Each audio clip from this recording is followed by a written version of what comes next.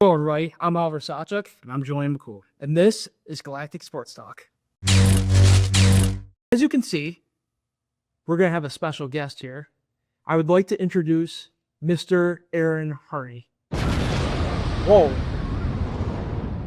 He just appeared. I said his name, and he appeared. So, welcome, Aaron. Welcome to the show. Thanks. It's good to be on. It's been a long time coming. Yeah, he's a big fan. Always gives us feedback. Sees every episode. Always the first viewer, I think. Yeah, it's like I will finish editing the episode and posting it to YouTube, and 30 seconds later, I already have a comment from him on something, and it's great. I love it. Yeah, got to have a nice adult beverage just watching the show. Kick feet up. Yeah. So obviously we haven't had an episode for about a month now, right, Julian? Yeah, just like a It's little. been a long time. The last time we were live and recording was when the Packers were facing the Broncos. We had Gabe on the show. We had a fun little Star Wars segment. We're glad to be back, though. We're back from break, so happy to be here. Let's get started. AFC, NFC Championship game reactions. Obviously, we had for the AFC Championship game, we had the New England Patriots and the Denver Broncos. I can see Aaron shaking his head here already. It was a rough game. And then the NFC Championship game was really good, though. Really great matchup, high scoring against Seattle and the Rams. So let's just start with the AFC Championship game first. What were your guys' thoughts on that game? So the AFC Championship game was actually very disappointing in terms of watching it because Bo Nix got hurt and the weather was terrible. And I don't think either team was really prepared, even though I feel like all week, constantly going into the school year, we were told there's going to be this big winter storm over this weekend. So what are you guys' thoughts on that? Obviously the play calling from both Mike Vrabel and Sean Payton going into this game? Because that played a factor. Yeah. Well, the Patriots defense has been playing great all playoffs, kind of carrying their offense when the offense has been unable to score points and putting the defense in bad positions by turning the ball over. But this game really came down to coaching. Sean Payton made a few, let's just say, errors in the first half when he should have kicked a field goal instead of going for it on fourth down. And, the weather certainly played a factor in the game. Yeah. I know Jared Stidham's probably got a family out there, but this guy's just not very good. Let's just be frank. Reason he hasn't passed the ball in almost 2.5 Yeah. years. You think learning under Tom Brady would make you an accurate quarterback, but obviously that wasn't the case. And, yeah, I mean, it's a tough watch as a Bills fan to see Drake May in his first postseason run get to the playoffs. Yeah, Just rough. I would say I'm in the same boat as Aaron here. Obviously, it was a coach's game. Sean Payton and Mike Vrabel down to the wire in that game. Obviously, it wasn't that exciting of a game. Right. 10-sound score. I don't think New England actually completed a pass the entire fourth quarter. But it was just a rough game to watch, especially since we're all Bills fans here. Right. It was not, pleasant to see the New England Patriots after, only being in a drought for half a decade go right back to the Super Bowl with their new head coach and their new roster. Right. And I think that's a testament to the reason why they had such this relapse of after, 19 straight years, making it to 11 Super Bowls, winning 6 of them, and really just not giving up on what made them good early on, which was building the defense and finding the right coach, which in that time was Belichick. Right now it's Vrabel. And they found their quarterback so far in Drake May, who in these playoffs has been more of a game manager. And really watching this game, it was which quarterback can mess up more, and Jared Stidham messed up more, which was the one thing as a backup quarterback you cannot do. Yeah. And especially in a game, as low scoring as that, and you kind of knew going into the game that it was going to be all about the defense. Mm-hmm. And that turnover he had where he threw a backwards pass was kind of, I know it was early on, but it kind of sealed the game because it just gave Patriots easy scoring opportunity when they could not score all game. Right. The defense for the Broncos definitely were playing phenomenal, getting pressure on Drake May from both sides because Will Campbell has been tested this entire playoffs against Khalil Mack, Tulopatu, Will Anderson, Daniil Hunter, and then this week or last week, Nick Bonito and Cooper. So he's been tested, and he's going to get tested even again in the Super Bowl matchup against DeMarcus Lawrence and all the other edge rushers they have. Yeah. So this team's been tested. Obviously, they prevail every time, But it does make you question because they're going to go against Seattle, which is by far the best team they've gone against in the playoffs so far. Yeah. Yeah, and we talked about already, but like the quarterback comparison, Drake May versus Jarrett Stidham, there was a huge gap there. I mean, obviously in the game it wasn't that big of a gap, but Right. I mean, it eventually ended up costing Denver in the long run. So would Denver have been the better spot if they had Bo Nix in that game, even with the craziness that the weather decided to play a factor in that game? Would he made the difference? I would say so because what made Bo Nix a factor in the Bills game was his running ability with his legs. And we all know this year the Bills' run defense was terrible, but they played pretty well against R.J. Harvey and McLaughlin. But Bo Nix's legs, getting those first downs and really killing them with that read option and using his legs, even on throwing the ball, was a factor. And that's how Drake May won this game. It wasn't his arm; it was his legs that kept him. I mean, they got that first down with like no timeouts left for Denver, and that was it. I mean, Yeah, no tool Drake. the bootleg. So I think that Good play call. I think how Drake May won the game. I think Bo Nix could have won it in that Yeah. same exact way. You could also argue the bigger hit could have been J.K. Dobbins, Yeah. honestly, because in that kind of game, you want to run the ball well. Right. You want to be able to control the pace of the game. And R.J. Harvey just isn't that guy yet, or who knows if he'll ever be. But J.K. Dobbins was having a good year, and he was great last year before he got hurt. And in that kind of game, Stevenson versus Harvey is kind of what made the difference. Like, Yeah. Stevenson was able to get those first downs where Harvey was just getting stopped at the line of scrimmage all day. Which will play a factor in that 4th and 1, calling the game for Sean Payton, because at first they were going to run the ball, and then they called a timeout, and then they were going to do it again, but then they checked out of it for that halfback, flat, and it got blown up instantly because exactly the Patriots knew what they were going to do because they couldn't run the ball on them at all. So that played a factor, and that's, again, Sean Payton with play calling and not taking the field goal, which you could say at that moment, you could see maybe why, but also in hindsight, it's like you have a backup quarterback, take the points. And in the playoffs, we've seen the teams that just take the points usually win these games. We saw Ben Johnson go for it constantly, over and over and over again. And it cost the Bears maybe a chance at the NFC Championship as well. Yeah. I mean, the Patriots were highly regarded as the best run defense in the NFL this year. They weren't known for having pass rushers, but those guys stepped up this past weekend. I mean, Jarrett Stidham had so much pressure on him for that entire second half. I mean, he couldn't really make a clean throw. Obviously, the pick that sealed the game to I believe it was Christian Gonzalez, like that. Yeah, he actually had a little bit of time on. I think he rushed that throw, but he still had pressure on him. Like the New England's defense really showed up in this past game. They did. Yeah. And you really have to give credit to the front office of the Patriots. I know they spent a record amount in free agency, but getting those guys, Milton Williams, Robert Spillane, like those guys really made a difference for this Carlton team. Davis. Because overall, except for a few linemen and Diggs, this is the same offense as last year. Right. But having that defense is really what pushed them to make, the Super Bowl. And it reminds you of those early 2000 Patriots teams before Brady really became what we know as Tom Brady, one of the greatest of all time.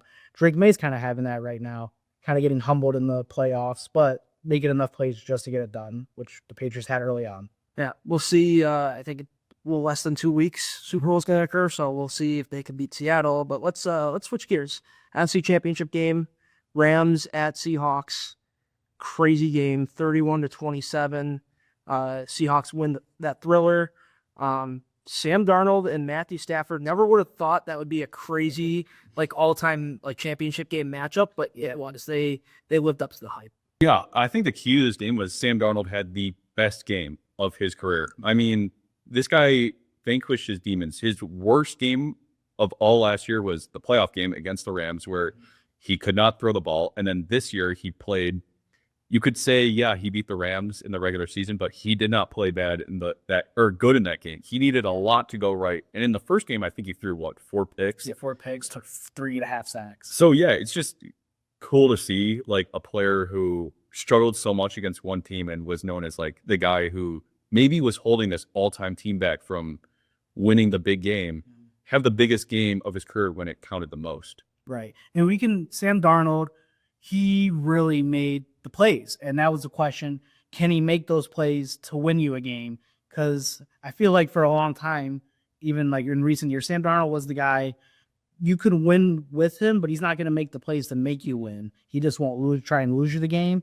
And obviously last year, throwing a bunch of interceptions, taking almost a record of 10 sacks in playoff game to the Rams was essential to that victory for the Rams. But this season, with Clint Kubiak calling the plays, JSN having one of the greatest seasons of all time, having Cooper Kupp as a safety valve, even at this point in his career, is still one of the best possession receivers on third down. And we saw multiple times that he would look his way. And you got to give credit to Sam Darnold for putting in the work, but also give credit to Clint Kubiak and this offensive staff for really surrounding him with the talent to make these plays.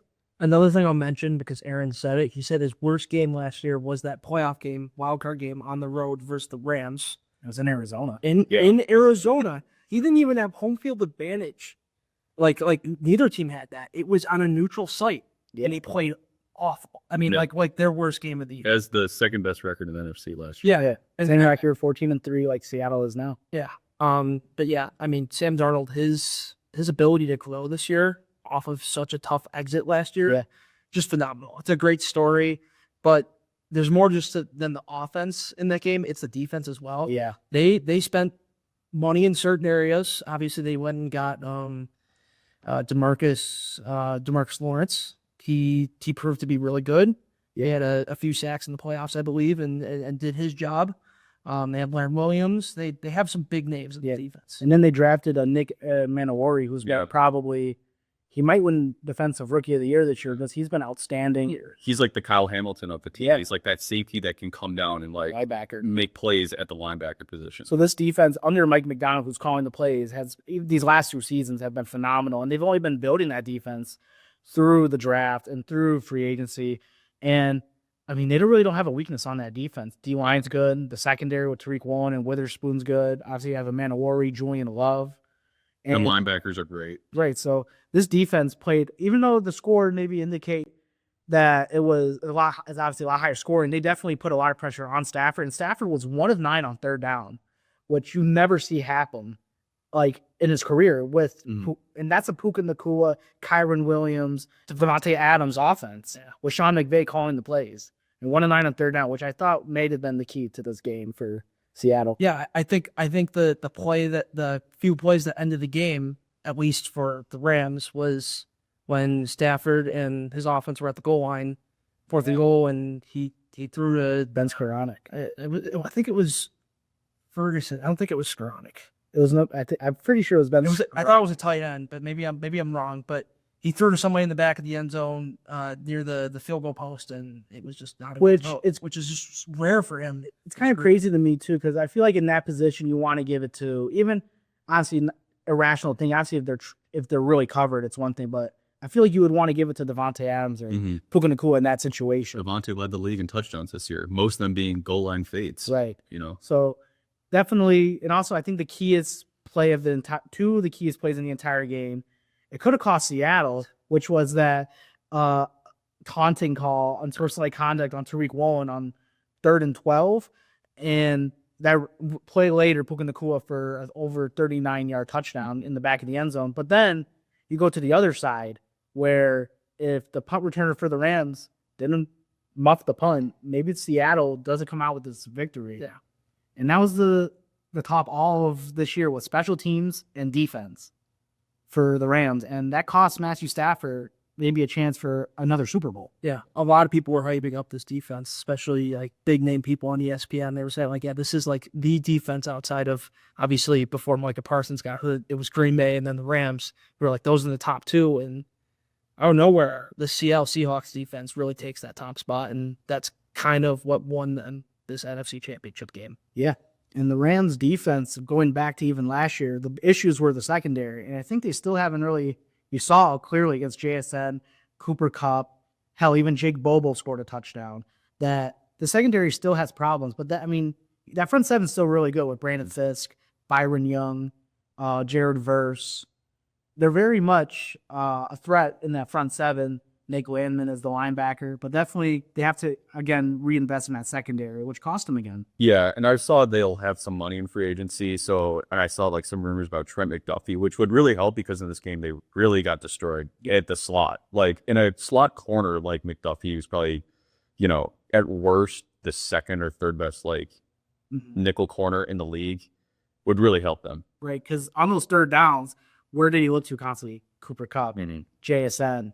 And Trent McDuffie could potentially not allow that to happen. And that's kind of what cost him this game was the Rams couldn't convert on third down and the Seahawks could. Yeah. We're going to see Patriots, Seahawks in the Super Bowl. Rematch of a Super Bowl about almost a decade ago. Very controversial ending there. Yeah. But I'm looking forward to it. I think it'll be an interesting game.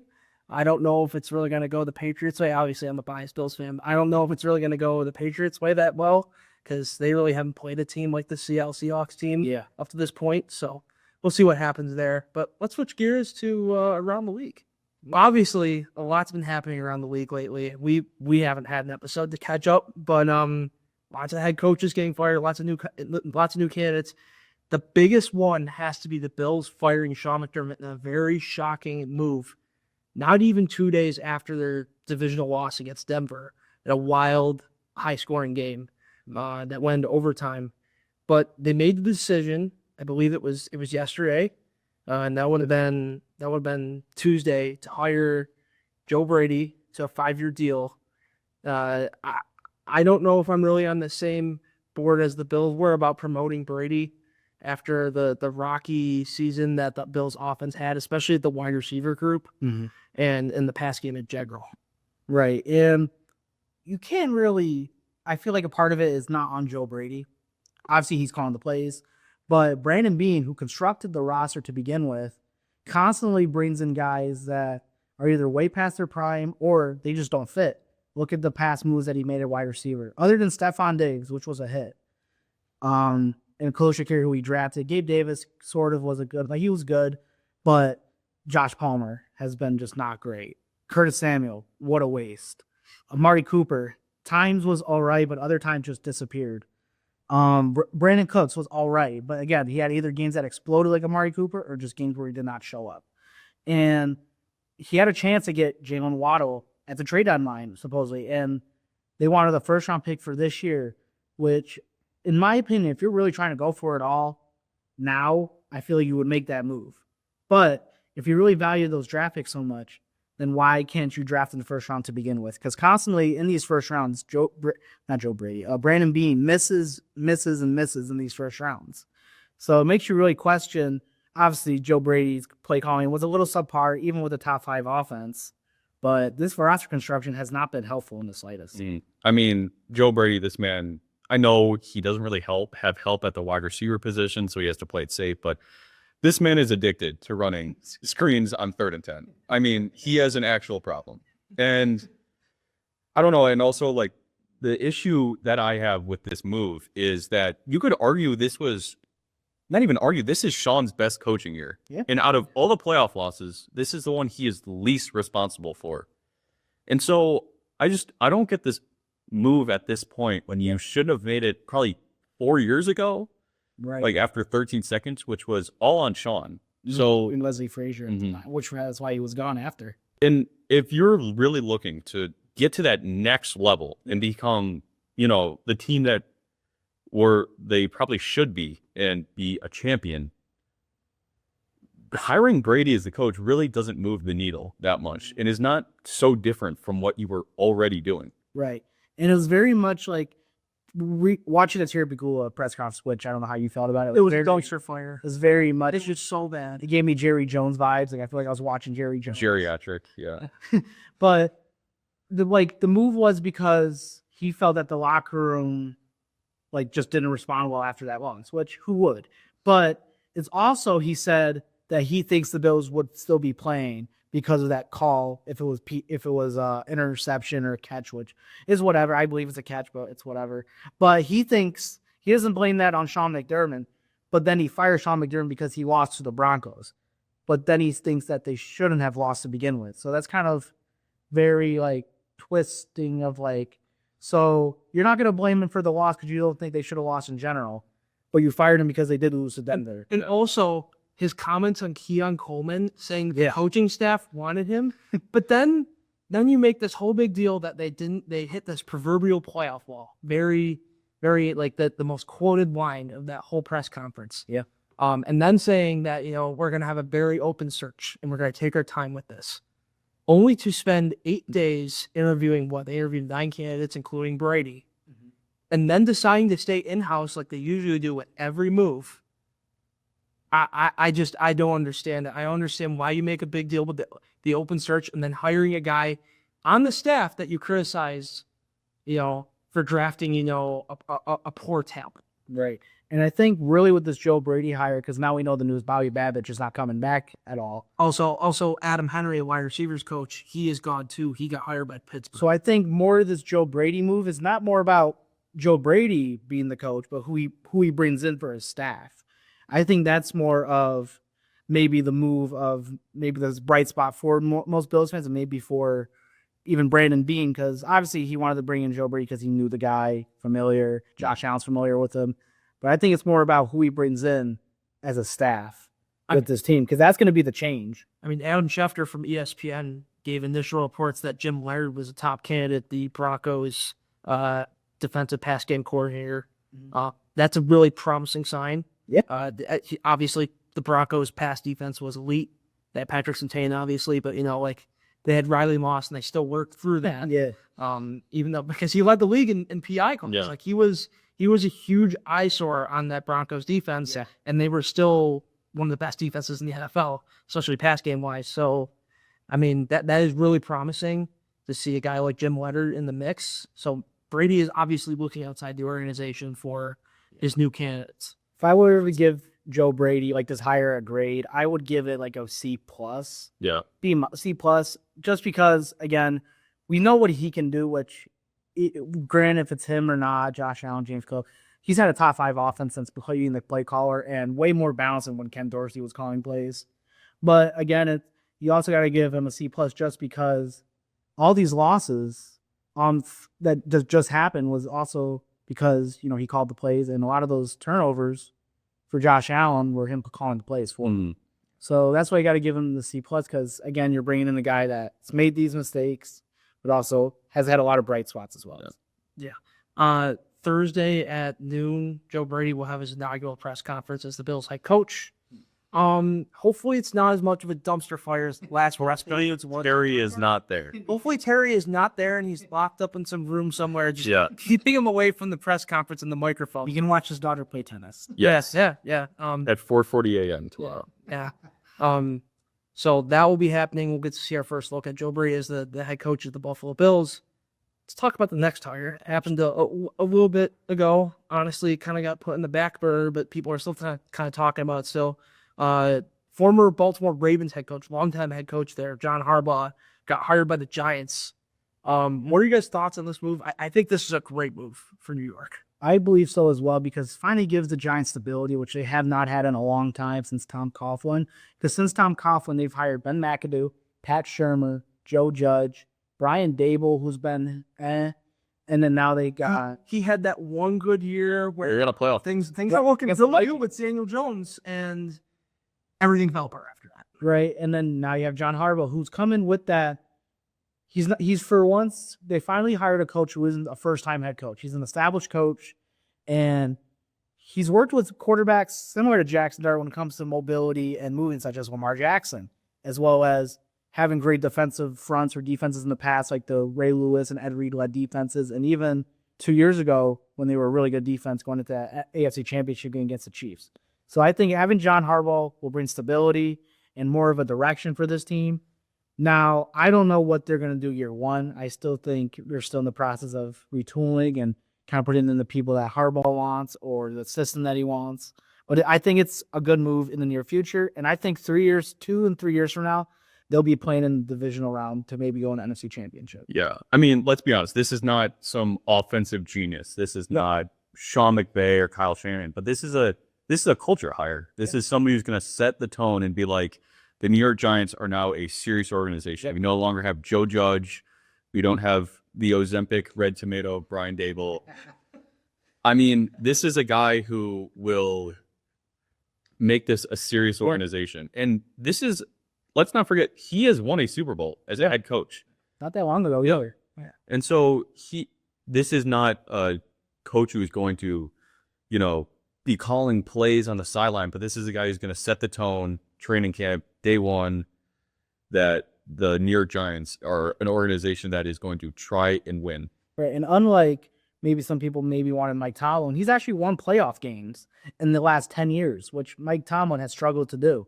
And even though John Harbaugh has come up short, similar to Sean McDermott in the playoffs, to the Chiefs, or even to the Bills themselves, John Harbaugh knows how to manage a team and put a team together. He doesn't really call the plays, but he definitely puts together the right people to be able to get close to those goals. And maybe with the Giants, he could. Yeah. Obviously, he's going to have a fantastic young core with Jackson Dart, Cam, CT, Scadaboo, and Malik Neighbors coming off of injury as well. Obviously, his offense is going to be really good. His defensive line is already fantastic. Yeah. Might be the best in the league. Might be the best in the league, and especially with Harbaugh, as you said, he's going to set the culture straight. Things are going to be a lot better for New York, hopefully, upcoming this year. Let's switch to the Titans, though. Right. Robert Saleh is their new head coach, and they hired the Ozempic tomato, Yes, Brian Dable. Brian Dable, as their offensive coordinator. Fantastic hires, especially after having Brian Callahan as a head coach. Whoever in their right mind in the Titans organization thought Brian Callahan was a head coach candidate, they are absolutely insane. Maybe the worst head coach since Urban Meyer. That's definitely up there. Him or even Joe Judge. Joe Judge, yeah. But A wide receiver coach as head coach is definitely an interesting. that might change this coming year because of what the Browns did. So obviously the Browns today hired Tom Hogan. That might even be worse. We're gonna find out. But back to the Titans. What do you guys think about those hires? I thought Saleh, now being a Bills fan, the Jets, I've never really feared them, but even when he was the coach, they weren't really as bad as they were this year under Aaron Glenn or before with the creepy eye guy that was the coach for the Dolphins. He was like weird. I forget his name. Are you talking about Adam Gase? Yeah, Adam Gase. Like he was more like he wasn't as bad as that, but they were always like all right. And whenever he was there, those defenses for the Jets were always great. Yeah, when he was there, and the offense always held them back due to quarterback being Zach Wilson every time since he was there, and so I think adding him, that defense is definitely going to be really good, and it was kind of good this year despite their record being not that great. It was still solid. Now, obviously, Dable is the key hire here because they have Cam Ward, who you can say had by statistical terms, not that great of the year. But when you watch the tape, a lot of it isn't his fault. I mean, look who he's throwing to. Yeah. He threw to Calvin Ridley, and he wasn't that great anymore. And Okongwu is, whatever. It's Okongwu. So, obviously, he has a history of playing good with quarterbacks, and the key is, he helped develop Josh Allen and had a good season with Daniel Jones, and Jackson Dart had an all right season this year under him. They started really good and then lost that awful loss against Denver, and everything went downhill. So I think the key for the Titans here is they're going to be similar like the Patriots, have a lot of money this offseason to spend. And we'll see if they can build the right people, also through the draft picks that they have, because they're going to be very high draft picks. See how they build this team around Cam Ward, and who knows, maybe going into next season, we can say the Tennessee Titans could be the AFC South champions. They'll have a new logo next year, new jerseys, finally. So, but I like this hire a lot because Robert Saleh, first of all, as the DC of the Niners twice, had 2 elite defenses. And even last year with no names on the roster. Yeah, whenever Eric Kendricks came back. Yeah, I mean, Fred Warner was out, Bosa was out. He really had people that going into the season, most fans had no idea who they were, and they were a great defense. And let's not also forget they lost Dre Greenlaw and Hufanga to the Denver Broncos. Yeah. So they lost pieces before the season, and they were still playing really good. So, this is going to be a great hire, I feel, for the Titans. They really desperately need it, and like you said, Aaron, they got a ton of money. Every defensive free agent is going to want to probably come to this team next year. Right, and even Robert Saleh, when he was with the Jets, he was kind of similar to how McDermott got fired. He was a scapegoat, and Aaron Rodgers kind of just wanted everything his way. That's why they had Nathaniel Hackett. Alan Lazard was one of the receivers. They added 4 out of 5 new offensive linemen for him, and a lot of it was to Devontae Adams midseason. like a lot of it was to help Aaron Rodgers. And we saw last year when Robert Saleh left, they were even worse. So Saleh being a coach, we'll see now that obviously they're going to be retooling and rebuilding. But I don't think Saleh's a bad coach, a head coach. I think there's a lot worse out there. Before we move on, do you guys think that Jets fans want to go back to having Saleh after what they saw with Aaron Glenn and this Jets team this year? Because it was, I mean, awful. Like it was maybe their worst year of their drought years. Did not have an interception all year. Yeah, it was really bad. After everyone hyped up like Aaron Glenn, like he's got like this defense is gonna get even better. Yeah. And I mean they were awful. Like we will see because they're gonna have 3 first-round picks this year, 2 first-round picks in the draft. So definitely is gonna be interesting. Mhm. So we gotta talk about one last candidate. This past weekend, I believe it was Saturday. Yeah. Pittsburgh made a very shocking move. It was reported originally that McCarthy was getting a visit with the Pittsburgh. But Mike McCarthy, new head coach of the Pittsburgh Steelers, he's in his early 60s. This seems like a hire just to get new people in the building, and then just kick them out. But I'm not the Pittsburgh Steelers. I don't know what they want. But what are you guys' thoughts on this hire? I thought it was just really odd. Yes, there's 2. I think it was coming, but it was expected to happen. But I also didn't expect it to happen for 2 reasons. Why I expected it to happen was he's a Pittsburgh native. His family grew up there, around there, and he grew up there and loves Pittsburgh. That's he loves it. Clearly in his press conference. But then it's shocking because all 3 of their head coaches that they've had in their franchise's history were all 35 and younger and defensive minded, and like I said, they were younger and they were kind of develop over time. He's 60, like you said, he's 62 years old. He's half the age of when they hired Mike Tomlin originally. So I think they're kind of bringing him in to either develop a quarterback or develop the next head coach for the Steelers on a staff. Yeah, I mean, I've never heard someone talk about a city they love more than maybe Kate Anastasia with the city of Julian. But this to me was the worst hire of the coaching cycle because not only are you hiring a guy based on the worry that your 42-year-old quarterback, who is mid, is going to retire, you hired someone who has gotten fired from his last 2 jobs and I know he's he's kind of in charge of different sides of the ball as Mike Tomlin, but they're really kind of the same coach because they are both older. They coach an older style of football. Yeah. And they haven't won in many years. So yeah, this was a strange hire to me. Yeah.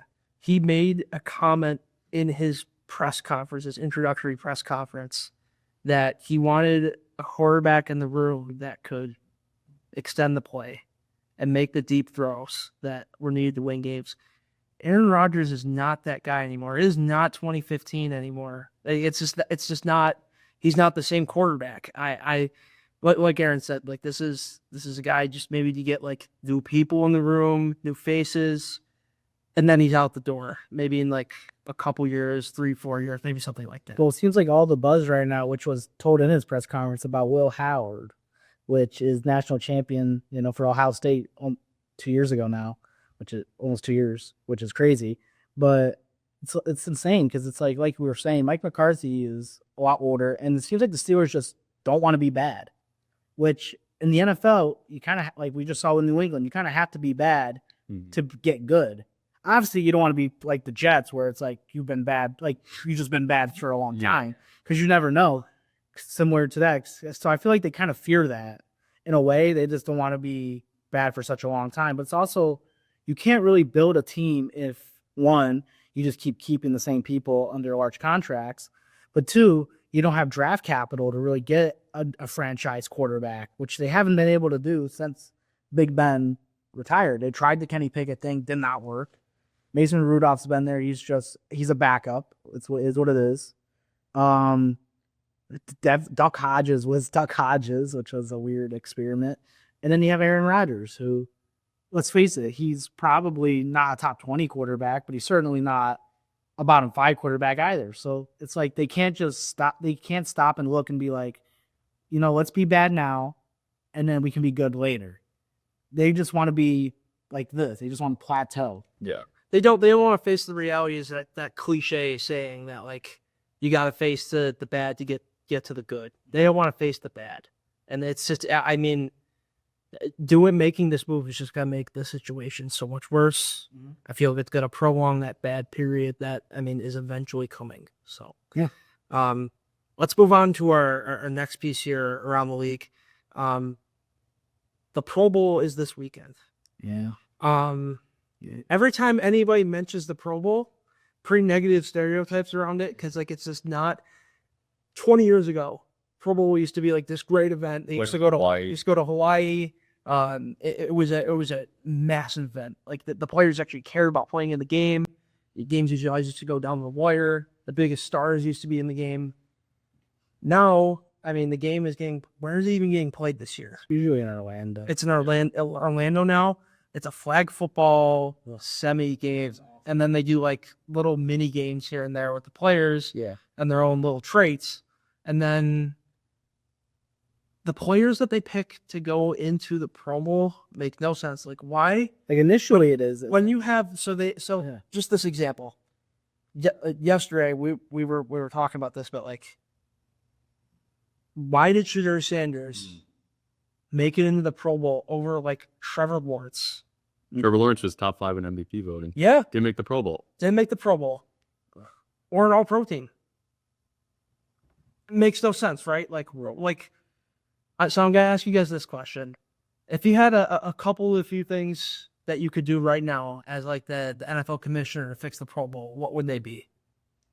So I think personally, as someone who's played football, watched football for a long time, I played even flag football. Flag football to me is not like football. Yeah. It's the same thing as like saying the 3v3 league is like real basketball. Yeah. It's not real like it's not basketball.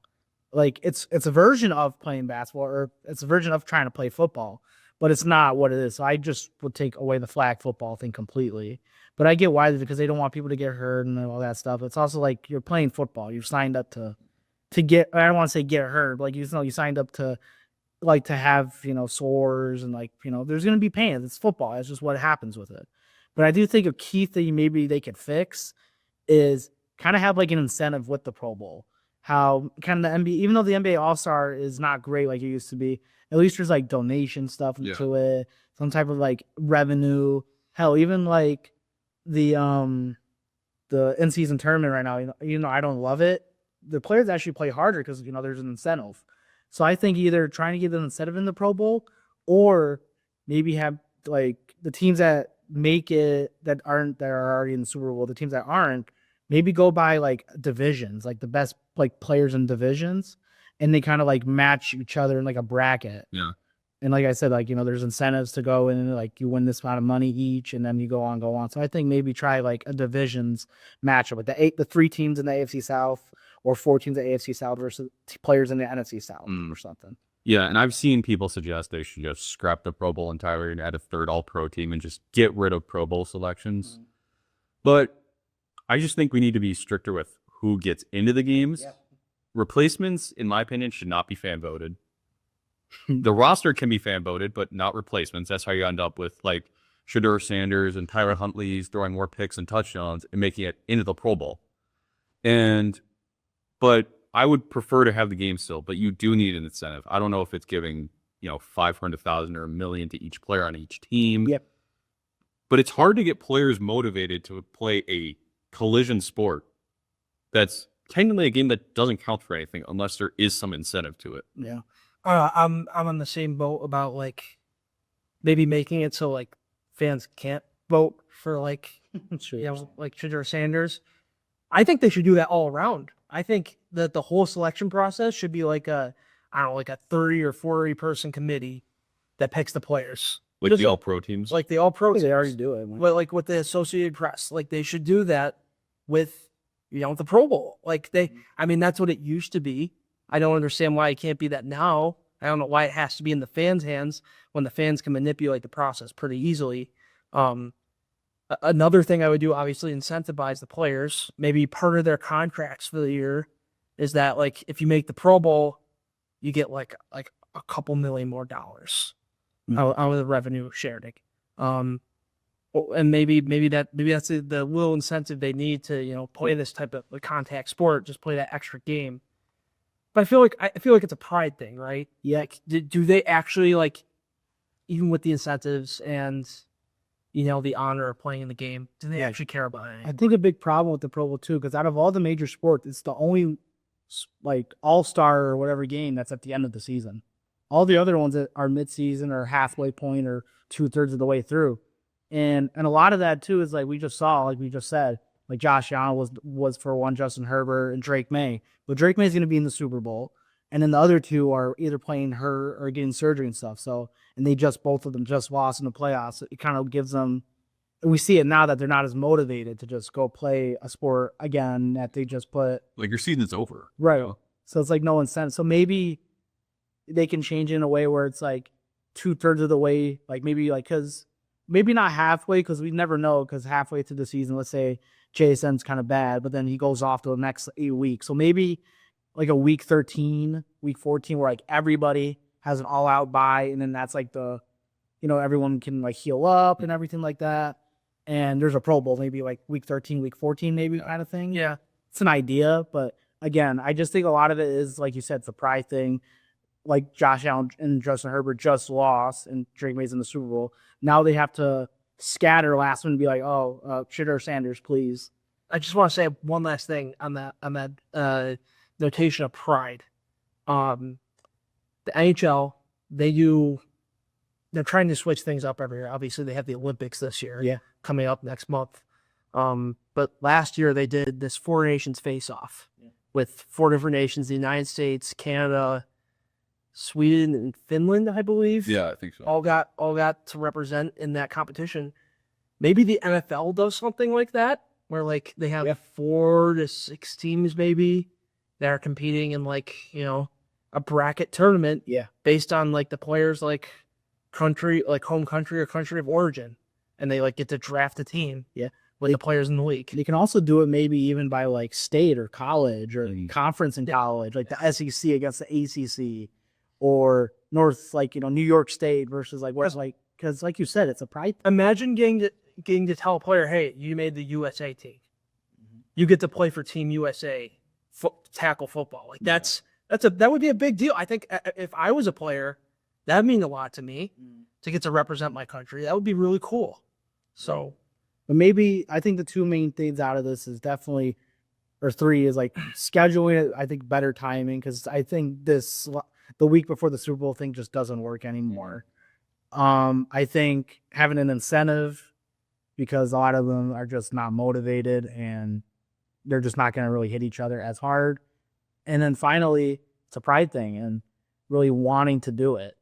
So I think that's like kind of the 3 main points of maybe how you can fix it. Give them something to like look forward to, such as like a pride thing, incentivize it, and I think reschedule. Yeah. I know there's so much more that we could talk about right now about football, but let's switch over to the sci-fi segment. We might as well, right? Yeah. Why not? So for our sci-fi segment today, Aaron's a big movie guy. So we got to talk about movies. 2026 notably is going to be a fantastic year for movies. After 2025 was down the drain. Not very good. There were a couple good films like Sinners and One Battle After Another. Even Midsummer, you kind of had, the Fantastic Four, Superman's Weapons got a lot of attraction, but really wasn't like a blockbuster after blockbuster kind of year. But this year, we got crazy movies coming up. I'll go through the list that we have on our screen here. Super Mario Brothers 2, going to be a great movie. Doom 3, Avengers Doomsday. I think everybody's been waiting for a new Avengers. The Michael Jackson biopic, that could be a great movie. Toy Story 5, The Odyssey. I think everyone that I know at this point is going to see that. 100%. Spider-Man Brand New Day. Been waiting on the Spider-Man movie ever since the other one came out. The Mandalorian movie, it could be okay. We'll find out. It's good there's another Star Wars movie coming out after such a long time. The Supergirl movie and the next Mortal Kombat. So my question for you guys is, what movie is going to make the most at the box office 2026 out of all those movies? Right. And not even including, you have the Minions 3 movie, which they always make a lot of money. Yeah. And who knows, we even got, we have like a bunch of horror movies coming out, Scream, a new Scream movie's coming out. It's like, a lot of franchise movies or a lot of reboots, a lot of sequels, kind of, what the norm is now in the theater. Yeah. But what movie do I think is going to make the most money? I think there's 3 of them you could think of. I think The Avengers, Doomsday, just because we haven't had a Marvel movie in a long time. And once we got all those trailers came out, it got over 1 billion views. Yeah. I think that one. I think Toy Story 5, because even though it's not great, I don't think it's going to be great. Toy Story 4 made almost $2 billion. Yeah. Somehow. So, and it's something that's familiar to people, and it's going all the way back to the 90s, and my dad grew up watching it. Yeah, the first movie is 31 years old this year. Yeah, 1995. Yeah. First entirely CGI movie. Yeah, right. So that's, I love Toy Story, but obviously I didn't like the last recent one, and Toy Story 5 was like whatever. Mhm. Then number 3, I think you might have to go with the Odyssey, because it's Nolan, and Christopher Nolan has a great track record of making blockbusters. I mean, look at his last one with Oppenheimer, made almost over $1 billion, and on top of that, it's something different. And the cast is insane. You have familiar faces like Matt Damon, Tom Holland, Zendaya, Robert Pattinson, John Bernthal, like even more. I'm probably forgetting some right now. But I think those are the top 3. Honorable mention, I think you could go with the Michael Jackson biopic, just because he was the biggest star of his time. When still, I think on Spotify, he's still like top 30 in the world. Yeah. And he's been gone for 15 years now. So I think that's another one where maybe not domestically, but I think worldwide it's going to make a lot of money. Mm-hmm. Yeah, I think The Odyssey is going to be the biggest movie at the box office in 2026. I mean, Nolan is that director who can blend like creative, independent filmmaking with, a blockbuster type feel. I mean, The Dark Knight is like a great example of that. And like the last big movie event was Oppenheimer and Barbie. Yeah. And this is a movie, The Odyssey, which is a known story across the globe. Yeah. Plus, and probably a bigger cast than Oppenheimer. I mean, It's got Zendaya, Tom Holland, Matt Damon. Yeah. Just a big cast. And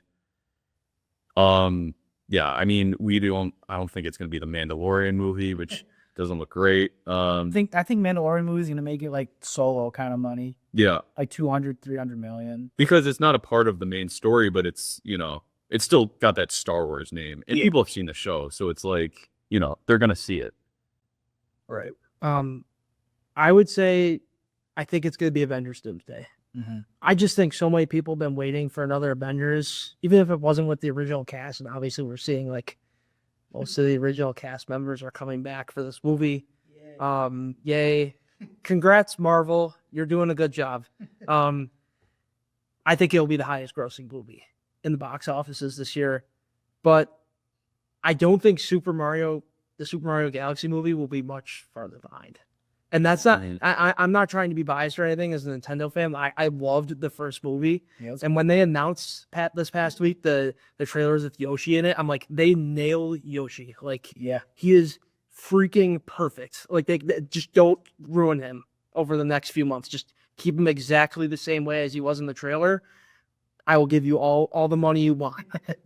But no, I think those 2 movies will be the highest grossing movies in the box office this year. Yeah, Mario, another, global franchise, obviously with the video games, and it's it's a family movie. Those always do well. And the first movie had some like a little bit of adult humor in it too, which is not very common in these CGI kids like movies anymore.